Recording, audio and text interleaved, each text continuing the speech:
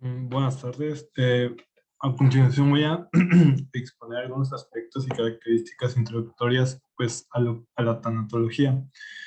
Me voy a apoyar de algunas diapositivas, las cuales voy a proyectar enseguida. Y comienzo. Bueno, comenzamos. Ok. Aspectos a profundidad tanatológicos. Para empezar, Eh, voy a explicar un poco sobre qué es la tanatología. La tanatología es la disciplina encargada de encontrarle un sentido a la muerte. En cuanto a encontrarle un sentido, no se refiere como a encontrarle una explicación concreta o con un método científico que explique bien el sentido de la muerte como tal, ¿no? Como qué es lo que sucede exactamente. Más que nada, esta oración se refiere más que nada a que la tanatología se encarga de darle un sentido o una racionalización dependiendo del contexto y de la percepción del sujeto que se está eh, yendo o muriendo, por así decirlo, y de sus familiares. Entonces, para definir más que nada, la disciplina se encarga de ayudar a las personas a darle un sentido a la muerte, como así se le puede dar, por ejemplo, algún sentido a otras cuestiones, ¿no? Como darle un sentido a sucesos inexplicables, como cuando nos suceden cosas que no debían de sucedernos. A veces podemos decir o podemos darnos cuenta de que suceden para un bien mayor del cual nos dábamos cuenta porque esto no está relacionado. De la misma manera puede compartir la naturaleza de la muerte, un suceso del cual no está planeado, no está esperado, pero al final de cuentas se le puede dar un uso, una función y aprender una lección de esto, ¿no? Entonces a esto se refiere a darle un sentido a la muerte, tanto como por parte, ahora sí que del sujeto moribundo o de la familia. En cuanto a características, objetivos y conceptos importantes de la tanatología, podemos ver que la tanatología, perdón, maneja un método científico, está sustentado hasta cierto punto, puede hacer uso, tengo entendido, de pruebas psicométricas. La tanatología se encarga también de buscar que haya una calidad de vida, al menos en el corto periodo de espacio y tiempo que tiene el sujeto antes de morir o fallecer. También busca que haya un equilibrio de los familiares y también entre los familiares, un equilibrio del golpe séptico que puede dar la muerte del sujeto al familiar, y también cómo puede ser equilibrar el sistema familiar. Entonces la tanatología también se puede encargar de dar como cierta terapia o dar una pauta interdisciplinar más individual al familiar, también manejar algún tipo de sistema de familias, ¿no? Como algún terapia sistemático de familias, por así decirlo, o estar haciendo un chequeo, supongo, de las familias.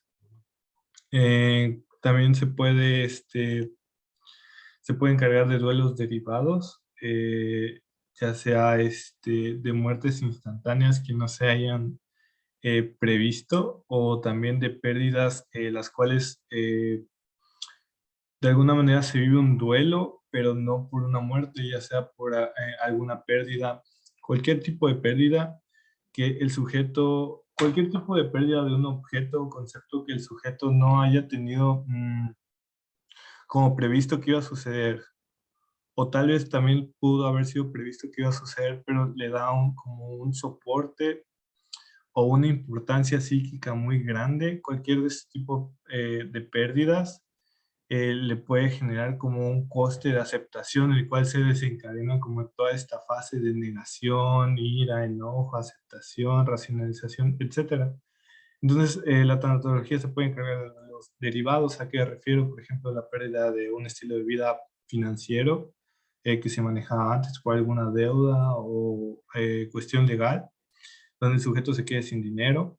Eh, es un duelo porque está perdiendo un aspecto que era para él muy importante en su vida y que influía mucho en su personalidad y su contexto social.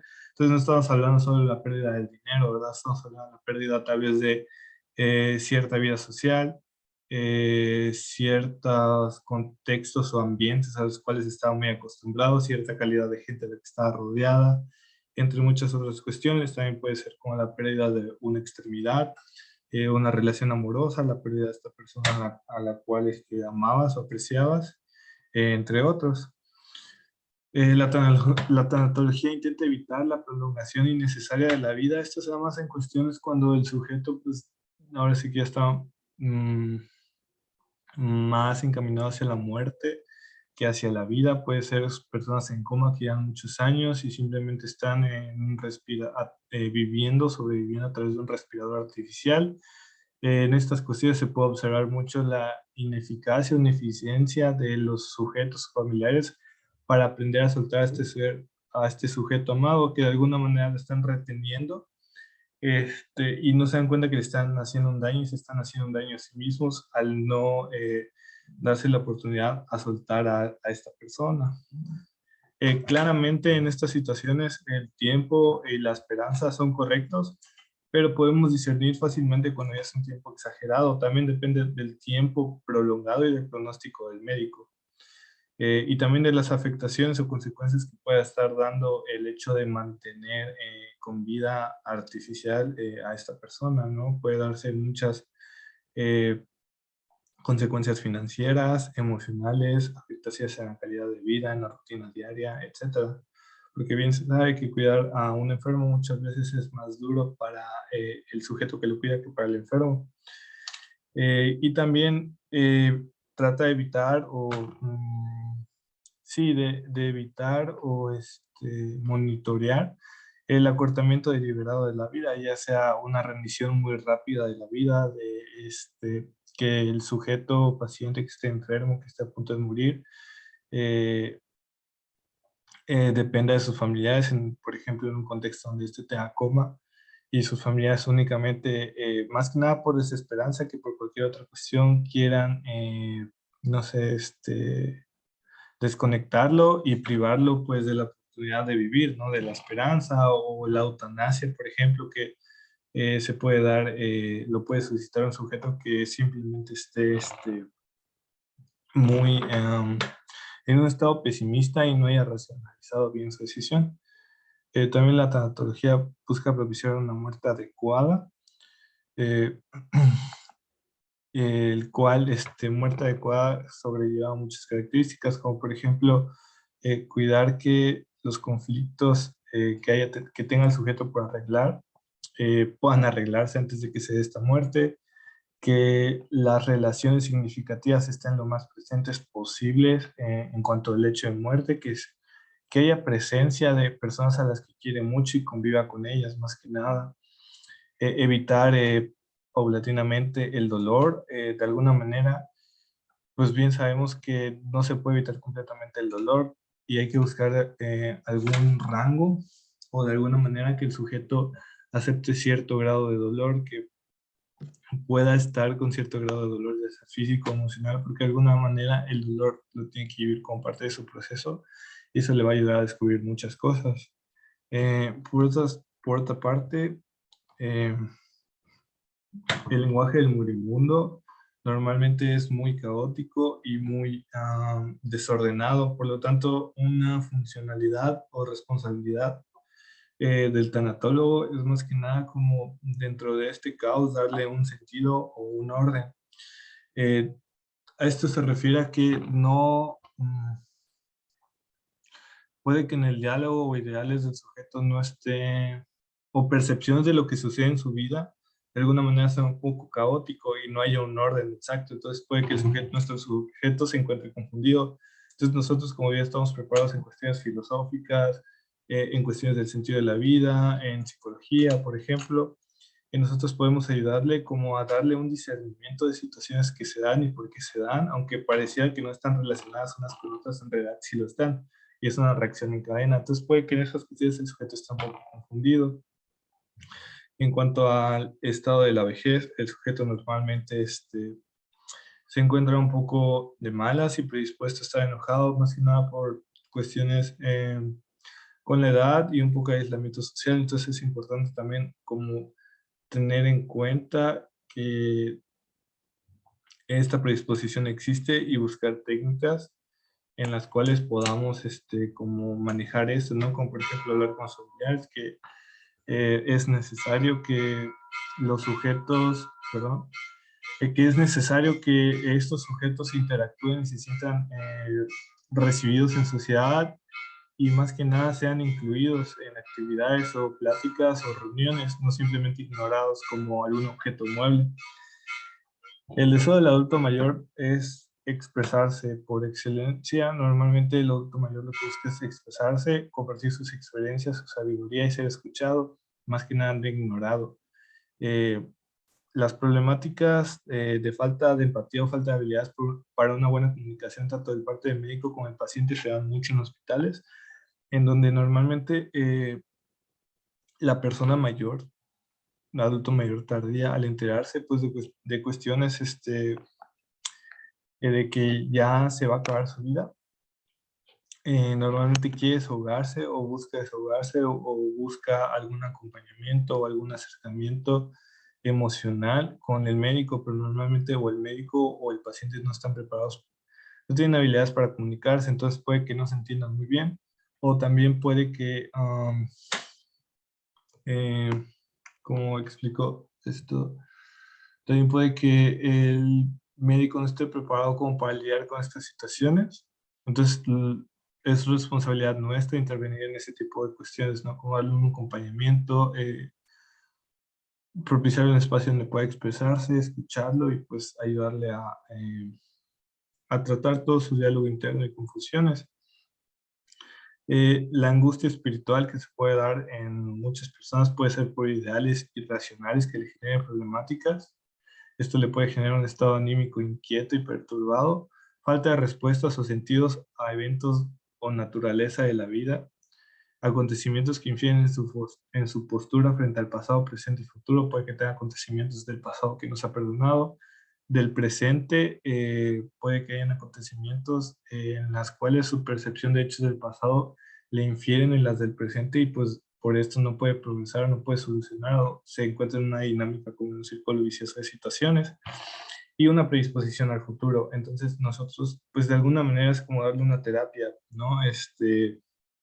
Darle una mini terapia en muchas cuestiones para que el sujeto se pueda ir en paz. Según Erickson, los ancianos que resuelven la crisis final de integridad frente a la desesperanza logran aceptar tanto lo que han hecho con sus vidas como la muerte inminente. En este estadio, según como bien conocemos la teoría psicosocial de el desarrollo psicosocial de Erik Erikson, menciona que en el último estadio, a partir de los 50 años en adelante, que se considera vejez, eh, se, se presenta como este conflicto o como este reto o problema a resolver psicosocial, que es la integridad frente a la desesperanza. Se refiere más que nada que a la edad de viejo el sujeto ya no es funcional, ya se jubila, ya no tiene como mucha integridad social que hacer, ¿no? Participativa. Entonces aquí se pone como en cuestión qué es lo que tengo que hacer, o sea, cuál es mi función ahora. Entonces el sujeto si se integra, se va a dar cuenta de que todo lo que ha vivido le ha dado sabiduría y experiencias y le ha ayudado a ser quien es en ese momento. Entonces, de alguna manera puede optar la función como de ser un guía a las nuevas generaciones y de alguna manera puede ver a las nuevas generaciones y confiar en que se van a encargar pues de las problemáticas que vengan, ¿no? Que él ya simplemente tiene que como orientar, ayudar o aconsejar y ya no intervenir tanto, simplemente descansar, como colgar el saco, por así decirlo, pero si no lo hace, puede que caiga en una desesperanza, ¿no? Porque no encuentra su función, al no encontrar su función o qué hacer en ese momento de su vida, pues está desesperado porque no se va a sentir realizado, entonces puede estar pensando, ya me voy a morir, ya me voy a morir, ya me voy a morir, y puede caer en una desesperación y puede morir de una manera pues un poco intranquila. Eh, la susceptibilidad por parte de la población mayor tardía a manejar el duelo de manera complicada es algo real.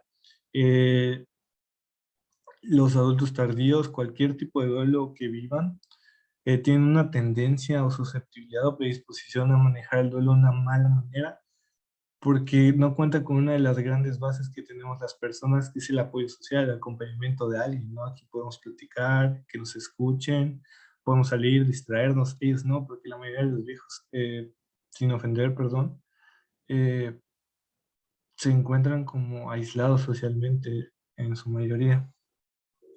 Entonces no se les permite o tal vez no tienen la facilidad por cuestiones de edad, ¿no? Biológicas o lo que sea, que no pueden salir a la calle tan fácil, necesitan de alguien, quieren platicar y no se les escucha, o no se les presta atención suficiente, o los escuchan porque deben de escucharlos, no porque quieren y se dan cuenta. Entonces toda esta falta de aspectos sociales, pues en el duelo son indispensables como en cualquier problemática. El ser humano social, el desahogo social es importante porque te sana ser escuchado y también la palabrería te ayuda a darle un sentido a las cosas.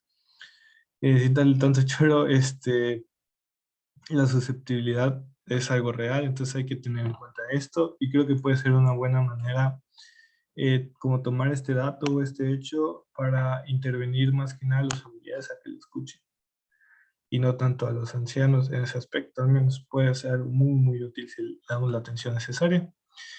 Otras situaciones aparte de la muerte en las que puede intervenir la tanatología, como ya dije anteriormente, puede ser pérdidas hasta de un animal, un perro que sea significativo para la persona, pérdidas materiales, pérdidas de extremidades, de relaciones amorosas, entre otras. Y el tanatólogo también puede tener función o participación en cuanto a la terapia de intervención en crisis, en cuanto a pérdidas, a la terapia de intervención en crisis, perdón, con personas que se encuentran en crisis por pérdidas de las cuales no esperaban, que fueron demasiado, demasiado arrebatadas o inesperadas y que fueron muy chocantes para la persona y ésta se encuentra en un estado de crisis. Entonces el tanatólogo, perdón, está apto o adaptado para intervenir en estas situaciones.